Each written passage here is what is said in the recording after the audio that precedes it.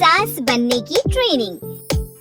सुधा के बेटे की शादी होने वाली थी और वो इतनी एक्साइटेड थी कि आज मैं ऊपर आसमान नीचे, आज मैं आगे जमाना है पीछे।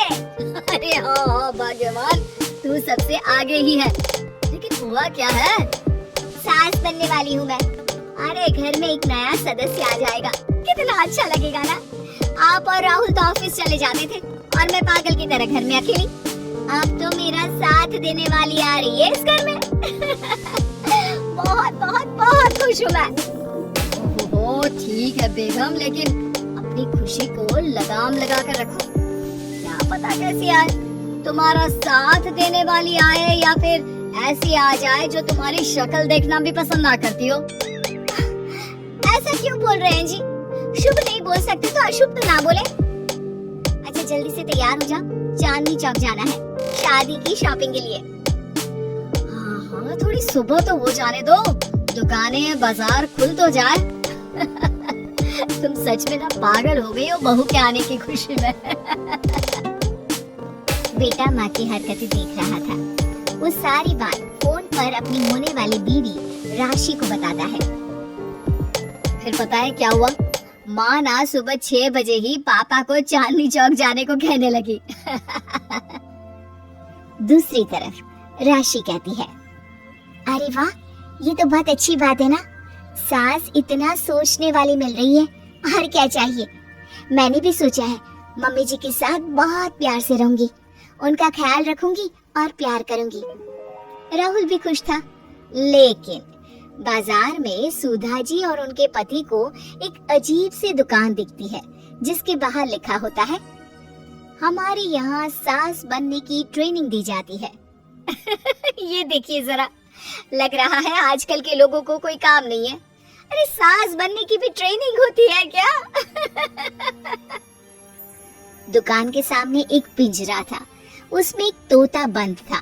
सुधा की बात सुनकर तोता बोल पड़ता है, अरे नादान औरत, अगर सास सही तो पूरा घर सही रहता है, परिवार बंधा रहता है और आने वाली जनरेशन संस्कारी होती है। लेकिन तू क्या समझेगी? जा जा आगे जा। ओए, तोते बड़ा बोल रहा है, क्यों आगे जाऊं? मैं नहीं जा रही। देखा देखा, तेरे जैसी औरत को तो सास बनने की ट्रेनिंग लेनी ही चाहिए। निकाल 1000 रुपए और जान दर, नहीं तो पूरी जिंदगी रोती रहेगी। सुधा को तोते की बात में दम लगता है। ए जी, निकालो ना जरा 1000 रुपए। अरे पागल हो क्या? जानवर की बात में आ रही हो?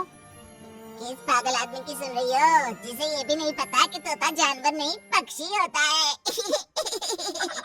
चलो निकालो 1000 रुपया और अंदर जाकर सास के रूप में जीवन को सफल कर लो। हाँ जी, बात तो ये सही बोल रहा है। कहाँ मैं आपकी बात में आ रही हूँ? मैं तो अंदर जा रही हूँ, 1000 रुपए दीजिए। पति क्या करता, बीवी की आज्ञा सर आंखों पर।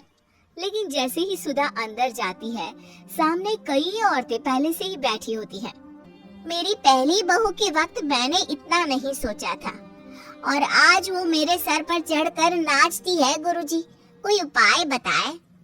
तभी गुरु की नजर सुधा पर पड़ती है और वो आंखें बंद कर लेता है।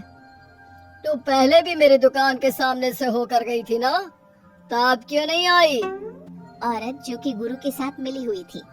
महाराज, तब पता नहीं था कि सच में सास बनने की भी ट्रेनिंग लेनी होती है।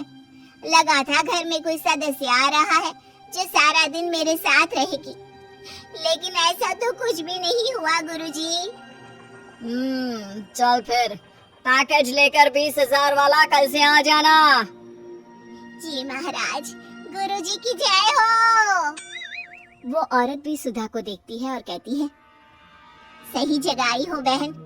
10-20 हजार का मुंह नहीं देखना भाई, बस घर बस जाए तो सोचो गंगा नहा ली। बहुत कमा लेंगे अगर परिवार एक रहा, नहीं तो बुढ़ापा वृद्धाश्रम में बिताओ। सुधा डर जाती है। वो गुरु के पास जाती है और उन्हें पैसे देती है। देखो, एक मंत्र गांठ बांध लो कि कभी भी बहू को बेटी ना समझना। जितना दबाकर पहले दिन से रखोगी, धीरे धीरे प्यार दोगी तो मान रखेगी, नहीं तो। ना जी ना गुरुजी, समझ गई। अरे भला हो भगवान का जो आपसे मिला दिया, नहीं तो मैं। हाँ हाँ, आगे बढ़ते जाए, पीछे और भी लोग हैं, सबको मौका दे। सुधा घर आ जाती है। राशि शादी करके घर आती है तो दिमाग में सास की वही छवि होती है जो राहुल ने दिखाई थी। देखो राशि, मैंने काम वाली हटा दी है। वो क्या है ना, 2000 महीने लेती थी, यानी कि 24,000 साल का, और 5 साल में उसे जोड़ो तो 1,20,000 रुपए। माँ जी, और 10 साल जोड़े तो? तभी राहुल आ जाता है। अरे बस बस, इतना मत जोड़ो, फिलहाल भूख लगी है, कुछ खाने को दो। अरे पर बर्तन तो गंदे हैं ना, काम वाली तो आई नहीं, फिर बर्तन कौन धोएगा? अरे कौन धोएगा मतलब? तू धोएगी? मैं? ठीक है, मैं धो लेती हूँ। अब धो कर देती हूँ, आप खाना बना ले। अरे खाना भी तू ही बनाएगी? ये क्या बात होती है माँ? क्या हो गया तुझे? कल तक तो कुछ और ही बोल रही थी। लेकिन सुधा का व्यवहार सुधरने का नाम ही नहीं ले रहा था। बहू और बेटा ससुर से बात करते हैं। पिताजी, क्या हो गया है माँ जी को? वो क्यों ऐसे व्यवहार कर रही है जैसे मैं कोई नौकरानी हूँ? पिता क्या करता, बता देता है सारी कहानी कि कैसे सास का दिमाग एक गुरुजी ने खराब किया है। सास बनने की ट्रेनिंग? तो मामला ये है, वही मैं कहूँ, कहाँ तो माँ बहू का इंतजार ऐसे कर रही थी मानो साक्षात कोई देवी आने वाली है, लेकिन व्यवहार नौकरानी जैसा। देखिए, माँ बुरी नहीं है, बस किसी ने उनका दिमाग खराब कर दिया है। तो ऐसे में मेरे पास एक आइडिया है। बहू फुसुर फुसुर करके पति और ससुर से बात करती है। अगले दिन बहू सास के सामने कहती है, अच्छा मैं जा रही हूँ, मेरी क्लास है। ये बोलकर बहू निकल जाती है। ये कौन सी क्लास करने जा रही है? पढ़ाई तो खत्म हो गई थी इसकी।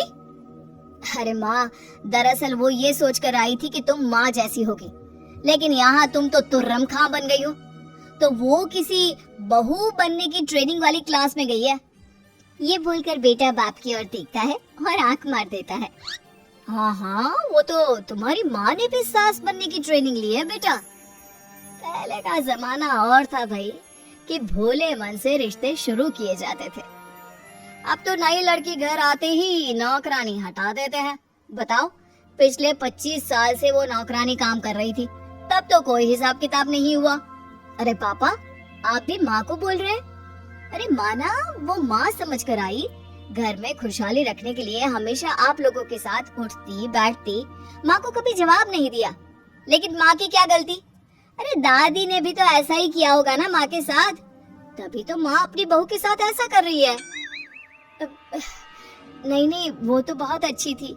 मेरे आने के बाद तो उन्होंने खाना बनाने वाली भी रख ली थी। अरे तो फिर तुमने क्यों काम वाली हटा दी? किसी के कहने पर अपना घर खराब कर रही हो तुम सुधा। अब बहू भी गई है ट्रेनिंग लेने, पता नहीं क्या सीख कर आएगी। नहीं नहीं, मैं अभी जाकर उसे ले आती हूँ। तभी बहू वहाँ पर आ जाती है। नहीं माँ जी, मैं कहीं नहीं गई थी, मैं तो सिर्फ आपके लिए ये नई साड़ी लेने गई थी। अब तो सब ठीक है ना?